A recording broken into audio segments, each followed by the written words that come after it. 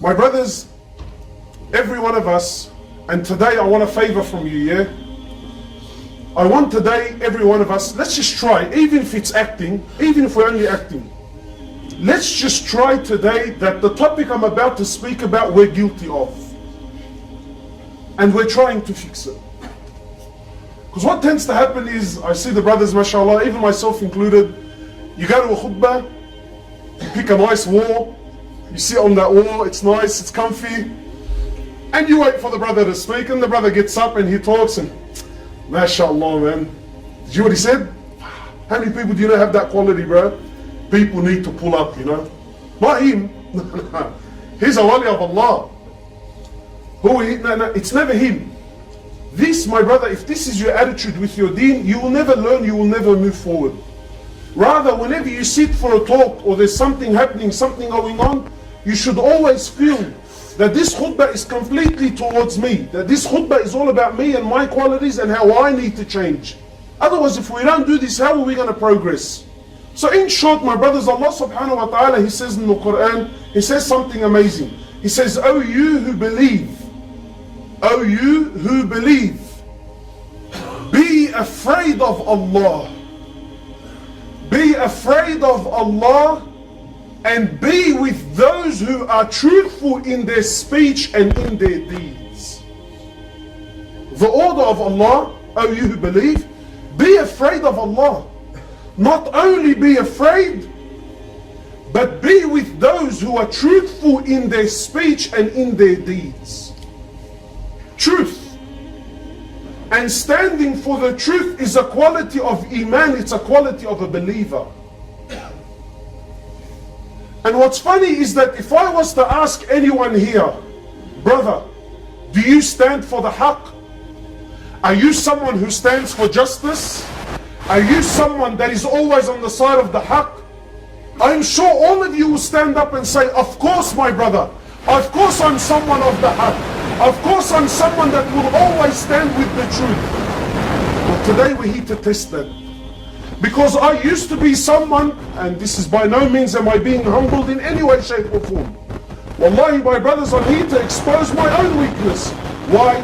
Some people say that, brother, if you don't have this quality in your life, then you shouldn't be talking about it in front of people. That's hypocrisy. I say, no, that's wrong, akhi. Because to stand in front of people and only speak about the good qualities that you have in your life, that's also a form of hypocrisy. But the idea is to expose our weakness. We're all weak.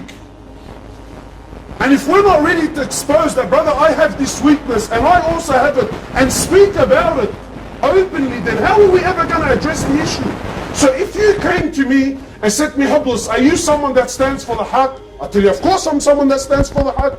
Are you someone whose allegiance is to Allah and to His Prophet? I tell you, yeah, of course I'm someone. Will you always stand on the side of justice? Of course I stand. But when push comes to shove, you come to realize that we don't always stand with the haqq.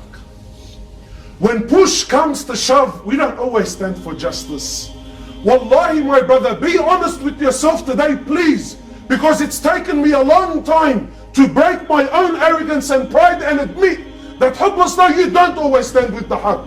When push comes to shove, Hubbless has alliances. Hubbless has people that he will align with, that he will be on their side no matter what happens. So it really makes you question. My brother, you as a believer, your allegiance, your word, everything about you belongs to Allah and His Prophet above and before anything and anyone. You as an individual, you belong to Allah and His Prophet. Your allegiance, your life, your word, your truth, your stance, your everything belongs to Allah and His Prophet first and foremost before anything. So again, on face value, you told me, brother, yes, of course I know this. Habibi, no. What I'm saying is, before your father, before your mother, before your wife, before your children, before the boys, you stand, your allegiance is to Allah and His Prophet before anything. Not only is... Am I shouting? I'm shouting, are you? Sorry. Not only is our allegiance to Allah and His Prophet, but our allegiance is also to the deen of Allah. And the deen of Allah is a deen that is based on haqq. I'll try to get straight into the swing of things so the boys don't get too lost. My brothers, the Prophet of Allah, he says in an amazing hadith, and listen to these words, I'm sure you've heard it all, and again we claim this, but when push comes to shove, everyone's true colors always shines. The Prophet of Allah, he says, speak the truth, sallallahu alayhi wa sallam. He says, speak the truth, even if the truth is against yourself. Wow. Much easier said than done.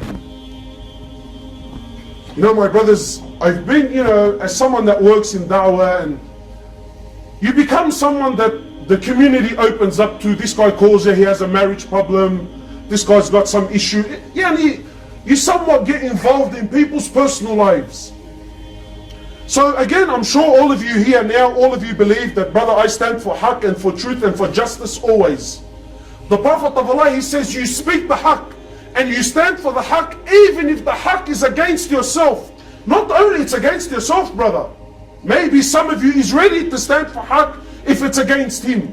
Not only against yourself, but even if the haqq happens to be against your father, against your mother, against your brother, against the boys, against your own children, even if the haqq is against the Muslims. I think, what? Against the Muslims? Even if the haqq is against the Muslims and you know that that's the haqq, you have to stand for the haqq. You don't stand for the Muslims at that point. You see, my brothers, am I shouting again? Ya Allah. Wallahi, it happens without thinking.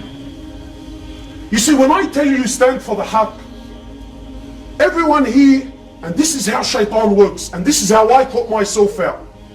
When you and I say, brother, stand for the haqq, what thought comes to your mind? You think, yes, of course, standing for the haqq is a beautiful position. Standing for the haqq is a glamorous role. Standing for the haqq is something that if I do it, that people will honor me and people will glorify me to somewhat extent. True or not? Yani you and I, when we say stand for the haqq and we put scenarios forward, we put such scenarios that anything other than standing for the haqq makes you look like a fool. So to your mind, you think, yeah, of course, absolutely, I stand for the haqq. But the truth is, my brothers, standing for the haqq is a very bitter pill that when it comes to your mouth, most of us, we spit it out. Standing for the haqq, don't think standing for the haqq is something glamorous. Don't think you becoming someone that always speaks the truth and always takes the right stance. Don't you dare think that you becoming this person is going to make you someone that's loved in your community. Look at the Prophet of Allah. He became the most hated. Why? Why, sallallahu alayhi wasallam? They knew he was honest. They knew he was... But why? Because the haqq is always something that people, believe it or not, you and I, deep down, we don't like to listen to the haqq. We actually don't like it. We claim we do, but when you hear it, and you don't hear it how your mind wants to hear it, it burns you inside. Some time back, and wallahi there's a purpose to why I'm mentioning this story, I did a little video about Muslims ripping the welfare system, and so when we released it, wow, the backlash from the Muslim community, backlash.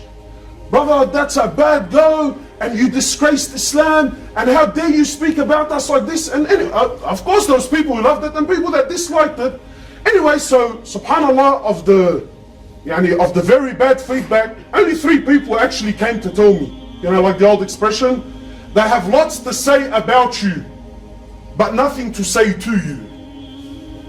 It's amazing, this concept is amazing. They have lots to say about you, but to say to you, they've got nothing. Anyway, very few brothers actually were man enough to call me and get through and say to me, brother, your video really upset me. SubhanAllah, and my point is not this particular subject, but just to highlight, all the ones that contacted me are religious brothers with beads.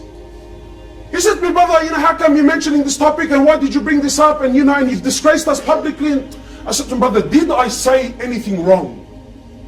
He said, no, you didn't. You said everything that he said was truthful. I said, then why are you bothered?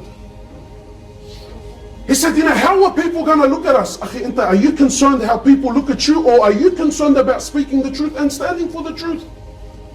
Anyway, so after this incident, I became very upset. Why? Because one of the brothers, he said to me, you disgraced Islam. I said to him, brother, do you think I wake up in the morning and I say to myself, how am I going to disgrace my deen? Anyway, wallahi, there's a reason why I've mentioned this whole story. So I was mentioning how upset I am to someone who's also involved in dawah. This brother's 24 years old. He said words that are way beyond his years. I said, Muhammad, what's wrong with you? You seem upset. I said, man, I can't believe this is how people interpret it. He said, let me tell you something I learned the hard way. Please, my brothers, this is advice for yourself in your own life. This is advice for the topic of truth. I said, what's that? You ready? He said, people will love you so long as you don't ask them to change, or you don't highlight their mistakes. People will love you. But as soon as you ask someone to change, as soon as you highlight the mistake in someone, what happens? What happens? We naturally, our nafs doesn't like it. Yeah? Well, brother, how come you don't do it? Automatically we get onto the defense. We try to change the topic, even though what the brother said is right. I really am in the wrong. And that's what I love about the Aussies, because they have this expression, Habib, and it's a typical Aussie, call a spade, and don't call it a big spoon. Akhi, a spade, it's a spade. Don't call it a big spoon. Like, why you? It's a spade, it's a spade. Nah, but you need to understand. But the way it was, well, it's a spade. Don't fool yourself and try to call it a big spoon. It is what it is. It's a spade. So my brothers, you standing for the haq, don't think it's always a glamorous role. Don't think it's always a glamorous role. I'll give you a very good example that also happened in my life. Very soon the month of Ramadan is coming. So brace yourselves for the for the moon sighting wars are coming with it, This is haq and this is batil and and the whole movies, And it's a big thing.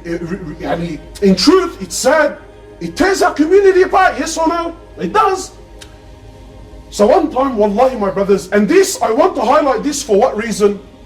Not because this person I'm talking about is a bad individual. I know him, he's a God-fearing man, and wallahi, he's one of the best of people. But what I want to highlight to you today, and this is why I'm exposing my own weakness, that standing for the haq is not as easy as what you really think it is. So anyway, in the midst of all the wars, I came to one of my shaykh, I said to him, Shaykh, what's going on? Wallahi, my brothers, I take an oath by Allah as I stand before you here today. He said to me, Hublus, wallahi, and these were his words. He said, wallahi, I know moon sighting is the haq. Wallahi, I know it's the truth. And wallahi, if it was up to me, I would only moon sight. But akhi, what do you want me to do? The pressure of the community is more than that I can carry. Can you see what's happening? He knows it's wrong. He knows what the truth was. But taking that stance, I know he's a strong man. Yahi, and I'm ready to take on 10, 15 people. But when the whole community turns on you, my brothers, that's the price you pay for standing for the haq.